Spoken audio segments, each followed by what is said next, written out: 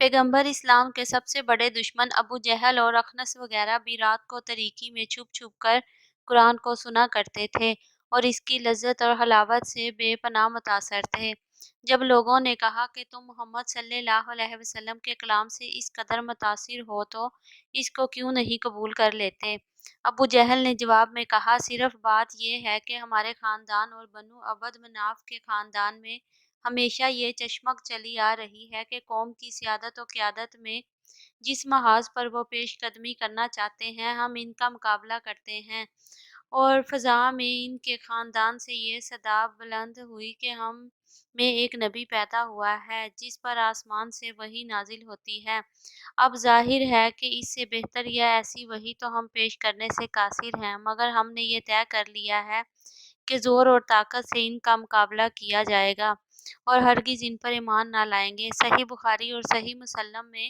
حضرت ابو ہریرہ رضی اللہ تعالیٰ عنہ سے روایت ہے کہ آن حضرت صلی اللہ علیہ وسلم نے فرمایا کہ ہر نبی کو ایسے معجزے دیے گئے جنہیں دیکھ کر لوگ ان پر ایمان لائے، اور میرا معجزہ اللہ کی وحی یعنی قرآن مجید ہے۔ مروجہ الہامی کتابوں میں قرآن حکیم واحد کلام الہی ہے جو تمام انسانوں سے مخاطب ہوتا ہے اور مختلف دلائل اور انداز سے ان میں باہمی اتحاد اور اخوت، ہمدردی اور غمگساری اور خیر خواہی کے جذبات پیدا اور استوار کرنے کی مؤثر کوشش کرتا ہے۔ یہ علیحدہ مسئلہ ہے کہ آج مسلمانان عالم ان تعلیمات کو فراموش کر کے باہمی طور پر دست و گریباں ہیں اور نتیجتاً زوال اور پستی کا شکار ہیں۔ فرمان الہی ہے کہ تمام انسان ایک ہی امت ہے۔ جب ان میں باہمی اختلاف رونما ہوئے تو اللہ تعالیٰ نے نبی مبعوث کیے جو راست روی پر بشارت دینے والے اور کجروی کے برے انجام سے ڈرانے والے تھے، اور ان کے ساتھ کتابیں برحق نازل کیں جو برحق کے بارے میں جن لوگوں کے درمیان اختلافات ہو گئے ہیں ان کا ٹھیک ٹھیک فیصلہ کر دے، اور اختلافات کو حق نہ بتایا گیا تھا بلکہ اختلافات ان لوگوں نے برپا کیا جن کو حق کا علم دیا جا چکا تھا۔ انہوں نے روشن ہدایت پا لینے کے بعد محض اس لیے حق کو چھوڑ کر مختلف طریقے نکالے کہ وہ آپس میں زیادتی کرنا چاہتے تھے۔ پس جو لوگ ایمان لائے اللہ نے ان کو اپنی توفیق سے اس حق کا سیدھا راستہ دکھایا جس میں لوگوں نے اختلاف کیا تھا۔ اللہ جسے چاہتا ہے راہ راست دکھاتا ہے۔ قرآن مجید نے اس مذکورہ آیت کریمہ میں غیر مبہم الفاظ میں واضح فرما دیا کہ تمام انسان اپنی فطرت کے لحاظ سے ایک ہی امت میں ہیں۔ اللہ پاک نے ان کے پاس ایک ہی دین بھیجا تھا، البتہ انہوں نے ایک دوسرے سے زیادہ حقوق و امتیاز حاصل کرنے کی ہوس میں مختلف مذاہب ایجاد کی اور مختلف فرقوں میں تقسیم ہو گئے۔ قرآن مجید کے نزول سے قبل پوری دنیا کا جائزہ لینے سے ایک ہی حقیقت کی نشاندہی ہوتی ہے کہ انسان رنگ، علاقہ، نسل، زبان وغیرہ پر مبنی متعارف گروہوں میں منقسم تھا۔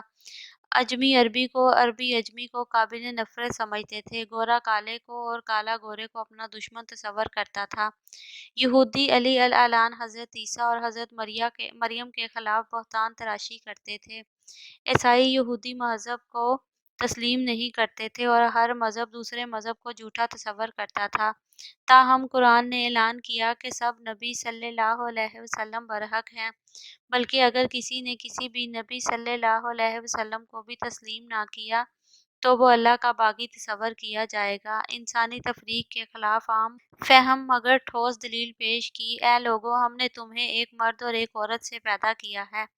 اور ہم نے تمہارے گروہ اور قبیلے اس لیے بنائے ہیں تاکہ تم ایک دوسرے کو پہچان سکو۔ نیز ارشاد ہوا کہ ان مختلف گروہوں یا قبیلوں کے وجود کا مقصد رنگ و نسل کی بنیاد پر ایک دوسرے پر برتری نہیں ہے، بلکہ تم میں بزرگ وہ ہے جو زیادہ متقی اور پرہیزگار ہو۔ قرآن حکیم کی ان تعلیمات کا نتیجہ ہے کہ اسلامی معاشرہ میں فرد اور جماعت ایک دوسرے کے ارتقاء میں مددگار اور معاون ہوتے ہیں۔ جب کبھی مسلمان نے قرآن حکیم پر عمل کیا تو وہ اتحاد اور اخوت کے رشتے میں منسلک ہو کر ایک مثالی فلاحی معاشرہ قائم کرنے میں کامیاب ہو گئے۔ جس مسلم معاشرہ میں باہمی اتحاد اور اخوت ظاہر نہ ہو تو یہ ہے کہ وہاں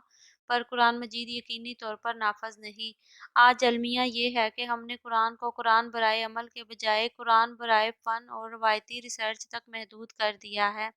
اور یہی آج کی امت مسلمہ کے زوال کا نمایاں سبب ہے۔ کلام الہی کا مدعا یہ ہے کہ انسان صفات الہیہ کی روشنی سے تمام دنیا کو منور کر دے، حکمت اور قدرت کے اسرار کا انکشاف کرے، تخلیقی قوتوں کا مظہر بنے اور کہ جمال و جلال کی کیفیتوں کو اپنے فکر و عمل میں اس طرح جذب کرے کہ اس کا وجود باری تعالیٰ کے وجود پر سب سے بڑی دلیل قرار پائے۔